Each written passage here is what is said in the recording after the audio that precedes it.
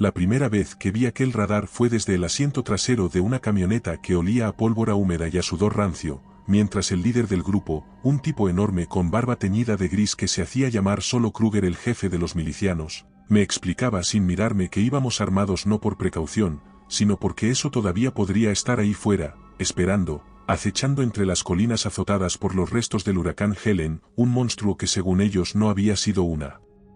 casualidad atmosférica, sino una maldita invocación artificial, dirigida, provocada desde el centro mismo de aquel radar federal, el mismo que ahora debía reparar yo en calidad de técnico civil contratado por el Servicio Meteorológico Nacional tras la misteriosa desaparición del operario anterior, cuya ausencia nadie había explicado del todo. La carretera serpenteaba entre árboles arrancados de raíz, postes eléctricos doblados como ramas secas y casas sin techos, y a medida que subíamos por aquel camino forestal en dirección al promontorio donde se alzaba la antena blanca y agrietada, podía notar cómo la presión atmosférica parecía variar sin lógica.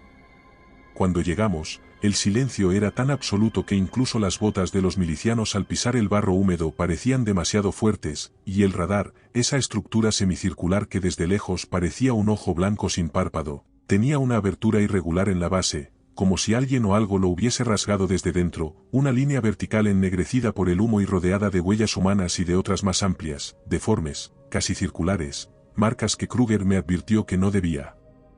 comentar con nadie si quería conservar mi trabajo, aunque su forma me atormentaría durante las noches siguientes, mientras intentaba recordar en qué manual técnico había visto algo parecido y siempre fracasaba.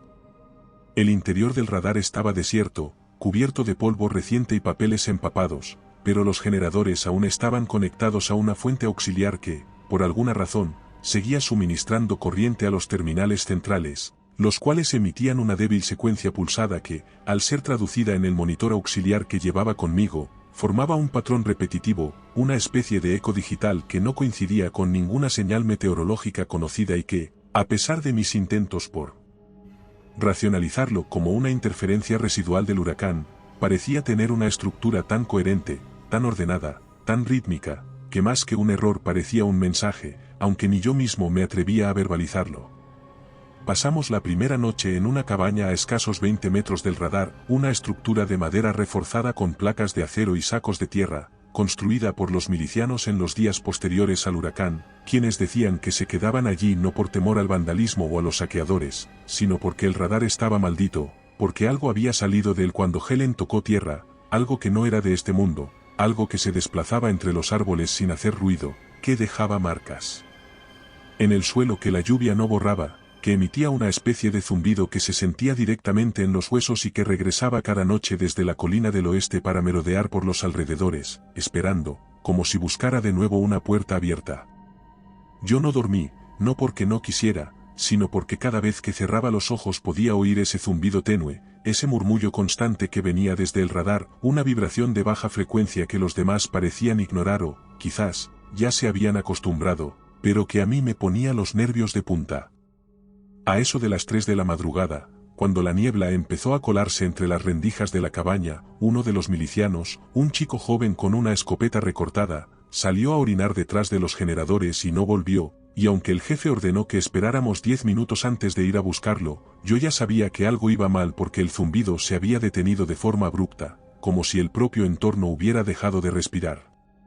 Salimos con linternas, rodeando el radar, y lo que vimos no fue al chico, sino una sombra inmensa proyectada contra la estructura blanca, una silueta imposible de describir porque no parecía tener una forma constante, sino que mutaba mientras la observabas, como si fuera una figura compuesta por muchas otras figuras en movimiento, con bordes que no coincidían, como si la luz misma no supiera cómo reflejarla, una entidad hecha de oscuridad y distorsión que se desvaneció en cuanto uno de los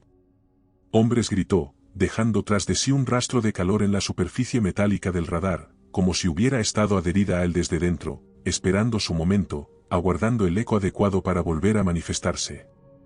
No sé cuánto tiempo estuve paralizado frente al terminal, observando esa cadena repetitiva de picos de señal que el monitor devolvía, una secuencia idéntica a la que había registrado la noche anterior justo antes de que el miliciano desapareciera, una línea de impulsos tan precisos y ordenados que descartaban por completo la posibilidad de un fallo técnico o una distorsión atmosférica, y a medida que avanzaba por los registros antiguos del radar, archivados en una unidad externa corroída por la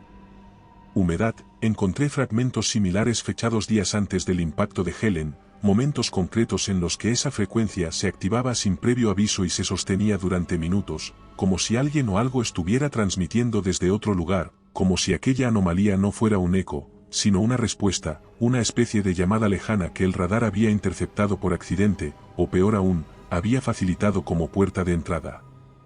Cuando intenté mencionarlo frente a Kruger, me miró con una expresión que no supe interpretar del todo, una mezcla de escepticismo y resignación, como si no le sorprendiera y al mismo tiempo se negara a aceptarlo, y me dijo sin rodeos que aquel patrón ya lo habían notado ellos antes, que sus expertos, un término generoso para referirse a un tipo con una tablet vieja y teorías de foros, habían identificado esa misma secuencia en otros radares NEXRAD a lo largo del país, todos justo antes de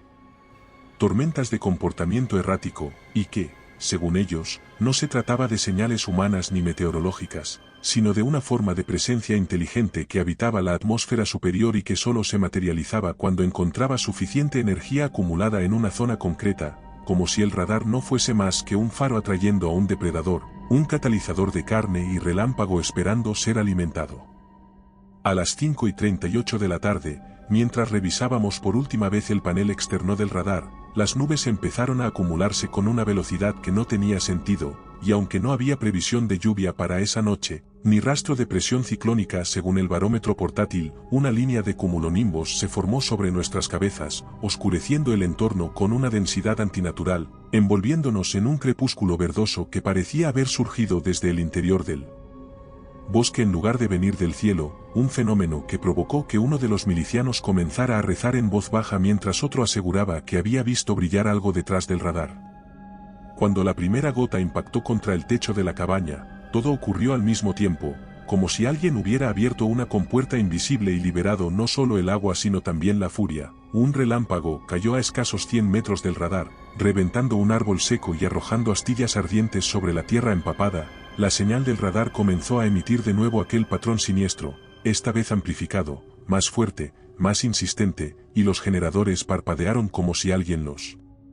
estuviera forzando desde dentro, mientras los gritos comenzaron a brotar, voces de alarma que no duraban más de unos segundos antes de cortarse con un sonido húmedo y seco al mismo tiempo, como si las gargantas se apagasen, y cuando salimos, ya era demasiado tarde.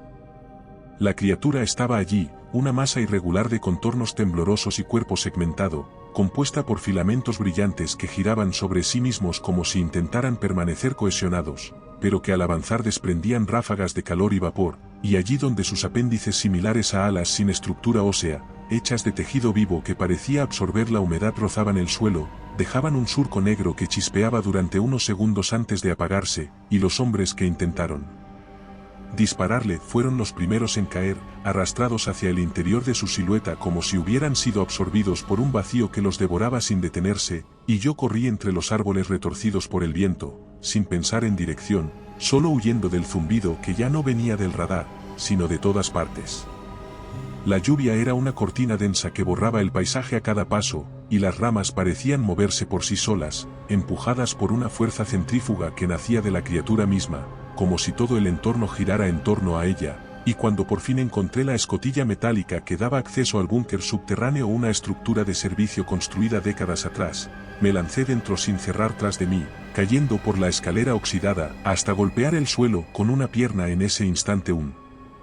rugido eléctrico empezaba a sonar en las paredes del túnel, una vibración que no venía del exterior, sino del panel auxiliar encendido en la sala de control, una consola antigua que alguien había reactivado y que ahora emitía la misma secuencia, el mismo patrón que había desencadenado todo, dejando tras ella la oscuridad absoluta y el eco creciente de algo que se acercaba, arrastrando su masa informe por los túneles de acero.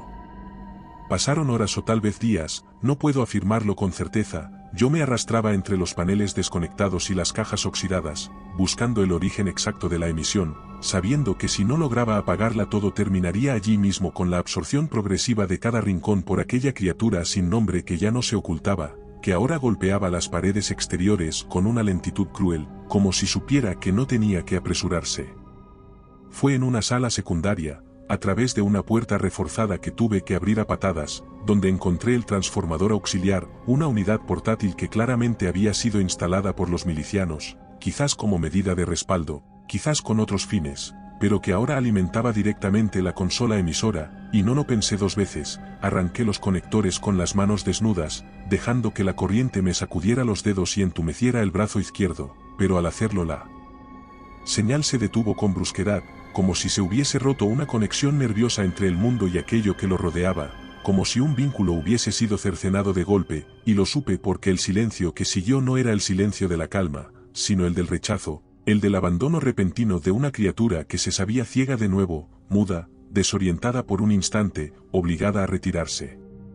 No lo vi irse, pero sentí su retirada como una presión inversa, como si todo el entorno aspirara hacia el exterior, como si el búnker exhalara por fin el aire retenido durante días, y cuando por fin me atreví a salir, cojeando entre charcos de agua turbia y barro reseco, el cielo estaba limpio, tan limpio que dolía a la vista, y el radar se mantenía en pie pero ya no brillaba, ya no emitía, parecía una carcasa vacía, un testigo mudo de una operación que había terminado, no porque se hubiese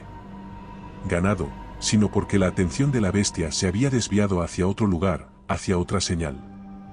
Tardé 3 días en llegar al primer asentamiento humano, arrastrándome entre caminos secundarios, evitando carreteras y líneas eléctricas, durmiendo entre árboles derribados y ruinas aún húmedas del huracán, porque temía que cualquier campo electromagnético, cualquier emisor de radio, cualquier torre fuese un nuevo faro, un nuevo grito en la noche para llamar de vuelta aquello que había rozado el borde de nuestro mundo, y cuando por fin logré comunicarme con alguien del servicio meteorológico.